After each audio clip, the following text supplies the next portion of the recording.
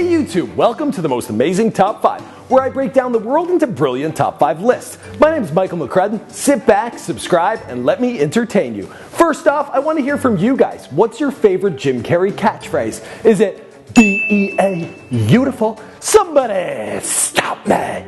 Alrighty then. Let me know what yours is in the comments down below. Now, I'm actually a Jim Carrey super fan. A life dream of mine came true when I got to meet him on the set of Dumb and Dumber 2.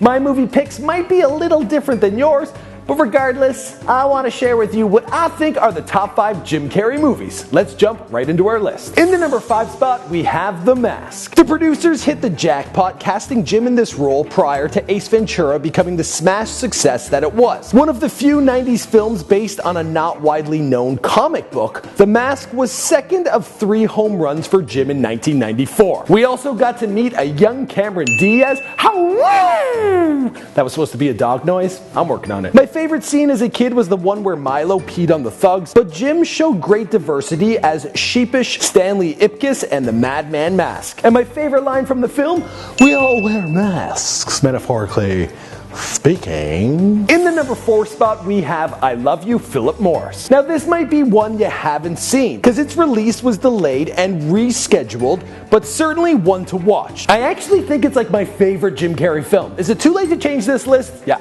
it is. Number 4. It's based on the real life story of Stephen Russell, a con man who impersonated doctors, lawyers, FBI agents, and the CFO of a healthcare company. He convinced prison officials he had died of AIDS and later successfully faked a heart attack. He escaped from jail 4 times and is now serving a 144-year sentence in Texas in a maximum security and solitary confinement facility. On top of all this, the man is also gay and falls in love with Philip Morris. I think this has something to do with why the film had a hard time getting released. A lot of people were like, I don't know if those middle Americans are like this.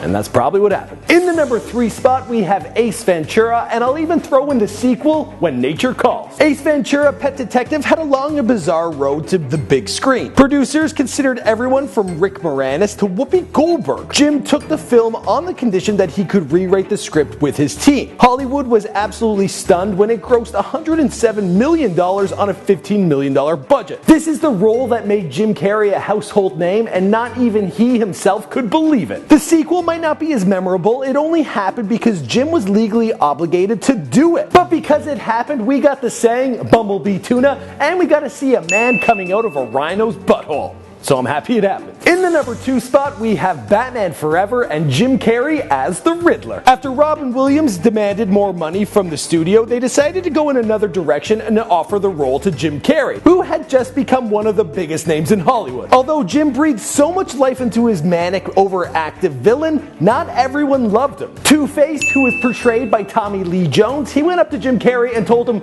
I can't stand you. But TLJ, he's such a grump. So who cares what he has to say? Plus, this is one of Jim Carrey's best performances. In the number 1 spot, we have Dumb and Dumber. Imbecile best friends Lloyd Christmas and Harry Dunn stumble across a suitcase full of money left behind by Mary Swanson. So the pair decide to go to Aspen to return the money. Here's something you might not have thought of. If Lloyd Christmas and Mary Swanson actually got together, well, her name would have been Merry Christmas. Who knew a film with such a simple premise would birth 100 one-liners that would dominate my vocabulary? Why are you going to the airport? Flying somewhere? We've got no jobs, we've got no food, our pets' heads are falling off. You'll have to excuse my friend, he's a little slow.